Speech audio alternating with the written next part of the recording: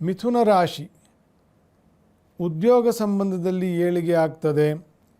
ನಾನಾ ಅವಕಾಶ ಮತ್ತು ಅನುಕೂಲಗಳನ್ನು ಪಡಿತಕ್ಕಂತಹ ಮಾಸ ಇದೆ. ಯಾಕಂದರೆ ಕರ್ಮದಲ್ಲಿ ಶನಿ ಇದ್ದು ರಾಶಿ ಉದಯದಲ್ಲೇ ಗುರುವಿನ ಅನುಕೂಲ, ರವಿಯ ಅನುಕೂಲ, ಸ್ವಲ್ಪ ಒತ್ತಡ ಇರ್ತದೆ. ಪ್ರೆಷರ್ ಅಂತೇನು ಹೇಳ್ತೀವಿ ಅಥವಾ ಸ್ಟ್ರೆಸ್ ಅಂತೇನು ಹೇಳ್ತೀವಿ, ಆ ರೀತಿಯ ಕೆಲಸದ ಸ್ಟ್ರೆಸ್ ಜಾಸ್ತಿ ಇರ್ತದೆ. ರವಿಯು ಜನ್ಮದಲ್ಲಿ ಇದ್ದಾಗ ಅಥವಾ ಗುರುವು ಜನ್ಮದಲ್ಲಿ ಇದ್ದಾಗ ಮತ್ತು ನಾನಾ ಅವಕಾಶಗಳು ಬರ್ತದೆ. ಕೌಟುಂಬಿಕವಾಗಿರ್ತಕ್ಕಂಥ ಅನುಕೂಲ. ದ್ವಿತೀಯದಲ್ಲಿ ಇದ್ದಂತಹ ನೀಚ ಕುಜನ ದೋಷವು ಹೋದ ತಿಂಗಳು ಹೇಳಿದ್ದೆ, ಮಿಥುನ ರಾಶಿಯವರು ಭಾಳ ಕೇರ್ಫುಲ್ಲಾಗಿರಬೇಕು ಅಂತಂತ. ಈಗ ಅದು ದೋಷ ಪರಿಹಾರ ಆಗಿದೆ.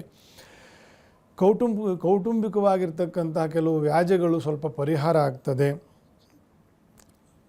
ಒಟ್ಟಾರೆ ಮಿಥುನ ರಾಶಿಯವರಿಗೆ ಔದ್ಯೋಗಿಕವಾಗಿ, ಸಾಂಬಂಧಿಕವಾಗಿ ಒಳ್ಳೆಯ ತಿಂಗಳು.